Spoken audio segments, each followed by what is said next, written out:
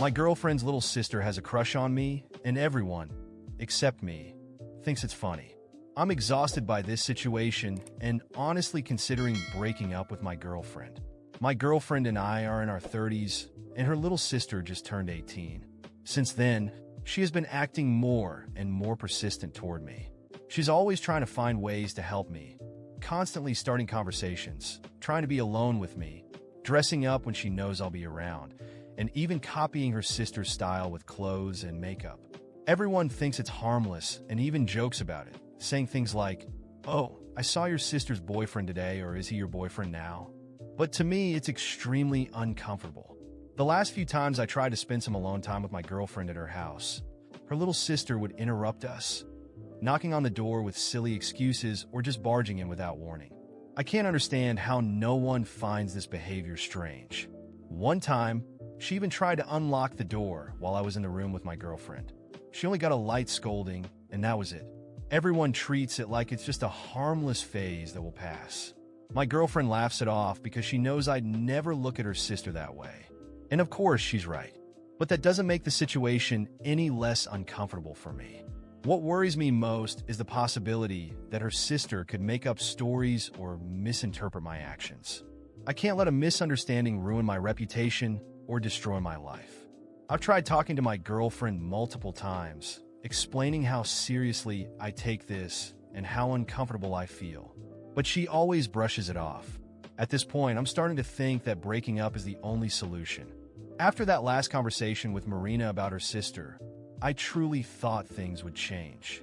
I thought maybe she would finally understand how serious this situation was and talk to her sister. After all, she knew I would never do anything inappropriate. But that didn't make the situation any less disturbing. I was wrong. Nothing changed. In fact, it got worse. The following weekend, Marina invited me over for a family dinner at her house. There was something about the invitation that made me hesitate, but I agreed to go. When I arrived, I noticed that her sister, Camila, was even more dressed up than usual. She wore an expensive-looking dress, perfectly done makeup, and her hair was carefully styled. It was obvious she had put in more effort than necessary for a family dinner. I tried to ignore it, but it became impossible when she was the first to greet me. "Hi, Lucas. You look really handsome today." The way she said it was unsettling, with a playful, almost flirtatious smile. I glanced at Marina, hoping she would pick up on it, but she just laughed, thinking it was harmless. "Oh, look at that, Lucas.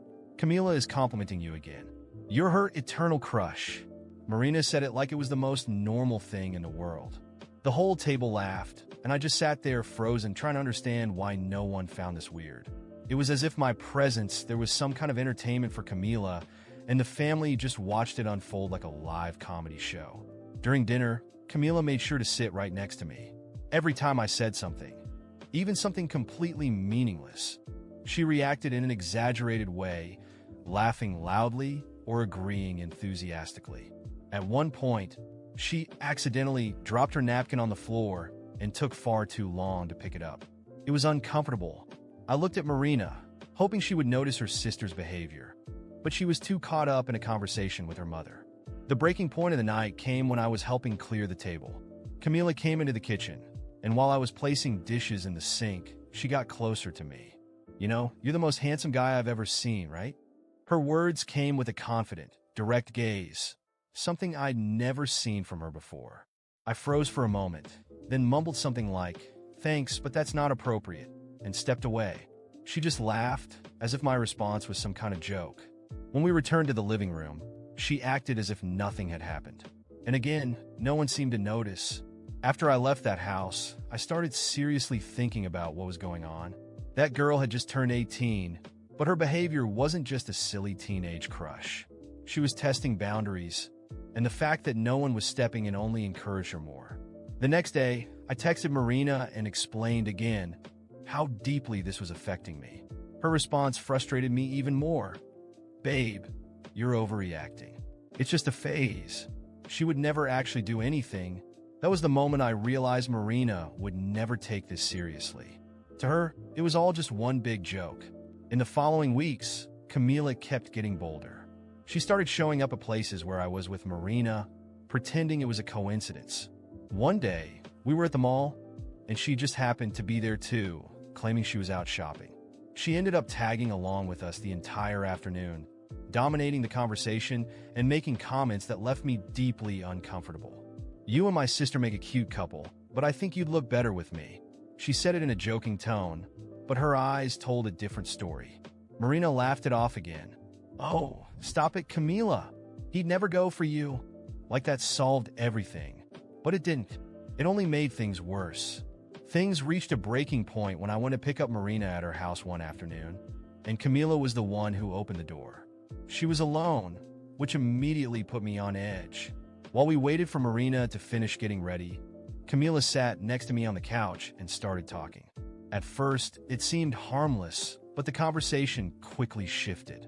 "You know, if you and my sister ever break up, I'm here. I think we'd be a better match." She wasn't joking. Her tone was serious. I stood up immediately, saying I'd wait in the car. She let out a soft laugh and said, "Wow, you're so serious." "Relax, it was just a joke." But it didn't feel like a joke. I told Marina what had happened, but as always, she brushed it off. "You really need to stop taking this so seriously. She's just messing around. Do you honestly think she has feelings for you? She's just a kid." That made me furious. How could she be so blind? After that, I started avoiding going to her house. Every time Marina suggested it, I came up with excuses. But this started causing tension between us. "Why don't you ever want to see my family? This is getting annoying." I knew that explaining it again would be pointless, so I just said I was busy or tired. Now, I'm stuck in a dilemma. I love Marina, but this situation is destroying me. Camila is getting bolder by the day, and Marina seems incapable of taking it seriously. Worse, I feel like if this continues, something bad could happen. Every day, the pressure builds, and I feel like I'm reaching my breaking point. After yet another frustrating conversation with Marina, I felt completely lost. No matter how many times I tried to explain how uncomfortable Camila's behavior made me feel, Marina always dismissed it as a joke, like it was just a harmless phase that would pass. But it wasn't. Camila was becoming bolder, more confident, and I felt like I was walking straight into a trap that no one else seemed to see. I needed advice. Someone to tell me if I was overreacting or if this situation was as serious as I thought. So I decided to talk to Andre, my best friend.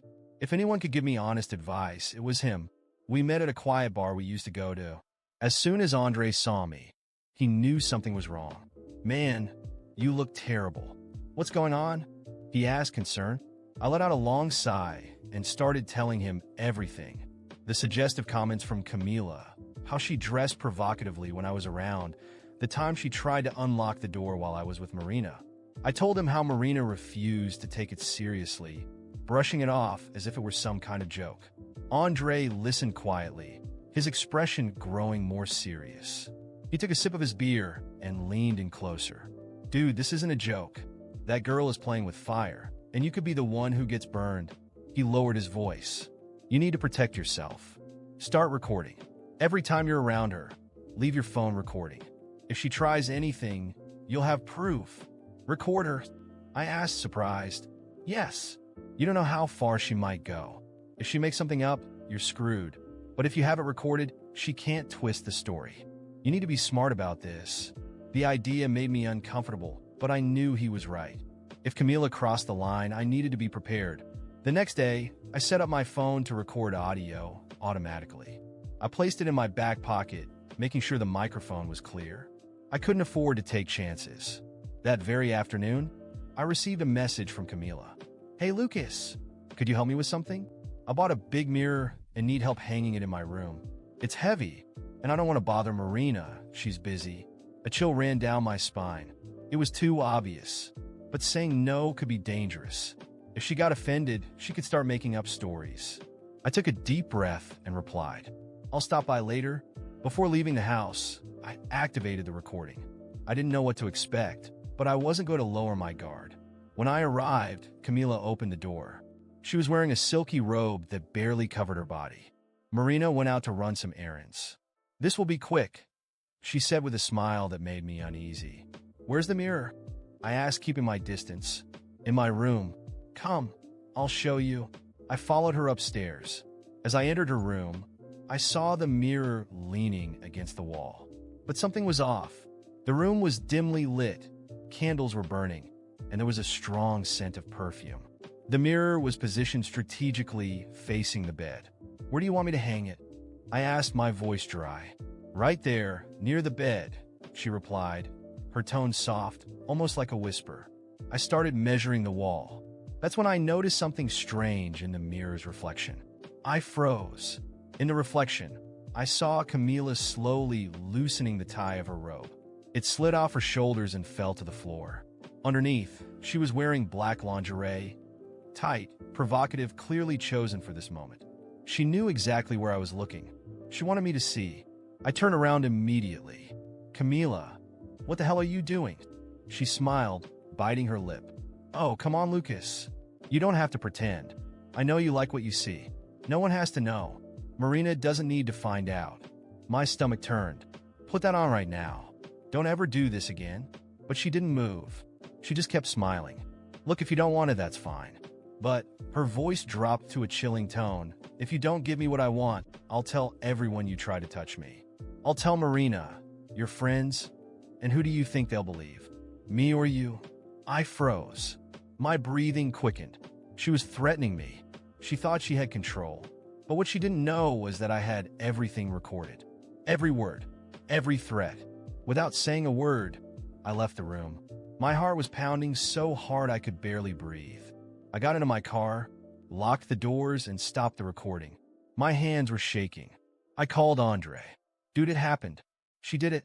She threatened me. She said she'll tell everyone I try to touch her if I don't give her what she wants." There was silence on the other end. "Tell me you recorded that. Every second of it." "Good.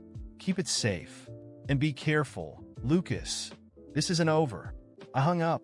I knew he was right. This wasn't the end. Camila wasn't going to stop. Now I was trapped. If I showed the recording to Marina, would she believe me? Or would she think I was twisting things to make Camila look bad? And what if Camila got ahead of me and claimed I was harassing her? I had proof, but I was terrified. I knew something worse was coming. I had never felt so much anger and frustration in my life. After what Camila did in that room, I knew I had to put an end to this once and for all. I couldn't keep pretending everything was normal. Not after that threat. I had the recording in my hands, clear, solid, undeniable proof. It was time to confront Marina with the truth. She needed to know who her sister really was. I grabbed my phone, reviewed the audio, and mentally prepared myself. My heart was racing, but I was determined. I called Marina, but she didn't answer. I texted her, "We need to talk. Now." As I drove to their house, I kept telling myself that this would finally end here. That I would be free from this madness. But what awaited me was far worse than anything I could have imagined. As soon as I parked in front of the house, I noticed something strange. Several cars were parked along the street, some of which I recognized as belonging to Marina's family. Before I could even knock on the door, it swung open violently. Marina stood there, her eyes red and swollen from crying. Before I could say a word, she slapped me across the face. "You bastard!" She screamed, tears streaming down her face. "How could you try to grab my sister?" I froze. I looked around and saw her entire family gathered in the living room. Her father, mother, a few uncles, and Camila sitting on the couch with her face buried in her hands, pretending to cry. "What the hell is going on here?" I asked, completely confused. "How dare you ask that?" Marina's father stepped forward. "Camila told us everything. She said you tried to force yourself on her." It felt like the ground had disappeared beneath my feet. My hands started shaking, but not from fear. From rage. "What?" I shouted in disbelief. "You actually believe that?" Before anyone could answer, I heard sirens. The police had arrived. 2 officers stepped out of their car and approached the house. "We received a report about an attempted assault." "Who made the call?" one of the officers asked. Marina's mother raised her hand and pointed straight at me. "It was him. He tried to grab my daughter." She spat, her eyes filled with hatred. My blood boiled. My entire body trembled. "You people are insane." I exploded. "You really believe this lie?" The officers gave me cautious looks. "Sir, we're going to need you to come with us." I laughed. A bitter, Desperate laugh. No, not before you hear this. I pulled out my phone with trembling hands. You want the truth? Listen to this. I played the audio. The room fell into a suffocating silence. Every word from Camila echoed through the air. Her forced compliments, her provocative tone, and finally, the chilling threat. If you don't be with me, I'll tell everyone you try to grab me. Slowly, everyone's eyes turned toward Camila, who had turned pale and was now frozen in place. The silence was broken by one of the officers. Miss, this is very serious. Do you have anything to say? Camila didn't answer. Her fake tears had vanished. She just stared at the floor. Marina was in shock. She was trembling, staring at me, then back at her sister, unable to process what she had just heard. You're all a disgrace. I shouted, my voice filled with fury. This entire family is a disgrace. You believed a spoiled brat without even listening to me. And if I didn't have this recording, you'd be celebrating while I was being arrested right now. I could be in jail, or worse, dead. Marina's father was speechless. Her mother covered her mouth with her hands. Marina collapsed onto the couch, powerless. Sir, would you like to press charges? The officer asked. I stared at Camila, who was now crying for real, not out of manipulation, but fear. Yes, I want to press charges. She tried to ruin my life with a lie. She has to face the consequences. The officers exchanged glances. One of them approached Camila. Miss, you're being taken to the station for questioning. Please come with us. Camila started begging. No, please. It was just a joke. I didn't want it to go this far. But it was too late. As they let her out, the entire family stood frozen, not knowing what to do. Marina's mother turned to me. Are you really going to do this to her? She's just a girl. I stepped forward, looking each of them in the eye. She's a girl who almost destroyed my life. And you helped her. And you know what? If I hadn't recorded this, you'd all be cheering while I was dragged away. Don't you dare talk to me about morality. Marina tried to stand, but crumbled into sobs. There was nothing left to say. I walked out of that house, my chest burning with rage. At the police station, I filed the report. I explained everything. I showed them the recordings. The officers were clear. This was no joke. Camila was detained and would face charges for false accusation and defamation. I made it clear that I wasn't going to back down. She needed to understand that actions have consequences. Marina's family tried to contact me afterward, but I ignored every call. I blocked numbers, deleted contacts, erased everything that tied me to them. Marina sent me one last message. I'm so sorry. I can't believe I let this happen. Please forgive me. I read it and deleted it. There was nothing left to say. From that moment on, I was free. Free from that family, that lie, and that pain. And I would never again let anyone come close to destroying my life.